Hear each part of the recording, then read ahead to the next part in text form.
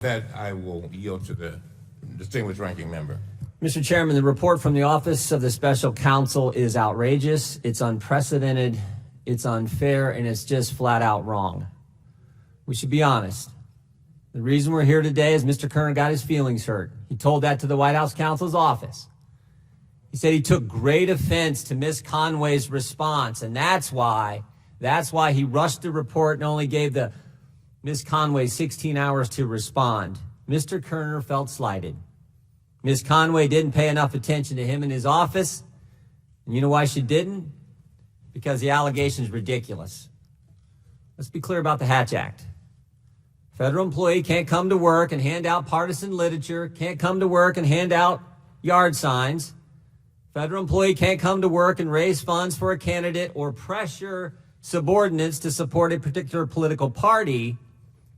But a senior advisor to the President of the United States can sure as heck go on cable news shows and answer questions. David Plouffe did it. David Axelrod did it. John Podesta, they all did it for President Obama. But now that it's a strong-willed Republican helping President Trump, can't have that. Can't have that. All of a sudden, nope, got to stop that. Mr. Kerner and the Office of Special Counsel felt slighted. They also felt pressured. Again, he said it. He told the White House counsel he felt pressured by the left-wing political organization that filed the complaint.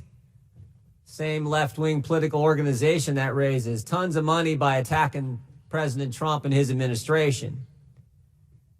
They felt slighted. They felt pressured. So they were unfair. In the Obama administration, Hilda Solis, Mr. Castro, and Josh Earnest were all found to have violated the Hatch Act. OSC didn't recommend they be fired. For some of those people, didn't even issue a public report.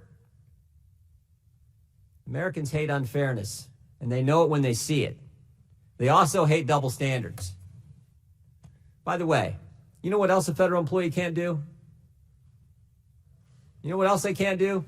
They can't target people for their political beliefs. Remember this just a few years ago when the IRS systematically targeted people because they had different political persuasion? Federal employees can't do what Lois Lerner and the IRS did when they targeted Tea Party groups. When they applied one standard to their ideological friends, but a different standard if you were conservative. And here's the irony. Office of Special Counsel seems to be doing the same thing to Ms. Conway. Democrat political group who filed the complaint and the OSC, they don't like what Ms. Conway is doing. They don't like the fact she's conservative. But you know what? It's not even really that. It's not even really that. The IRS really didn't target Tea Party groups because they were conservative. You know why they targeted them? Because they were effective. And that's the same thing we see in play here. Ms. Conway is being targeted not just because she's a conservative, not just because she's in the Trump administration, but she's being targeted because she's good at what she does. And that's why this should not stand. And the idea that the Democrats are going to now subpoena her is just ridiculous. They're going to do it because she does her job so well. That's why we're here. And I hope in the next few hours that we can get the truth out about the Hatch Act and really expose the motives that drive this whole darn thing in the first place. And with that, Mr. Chairman, I yield back.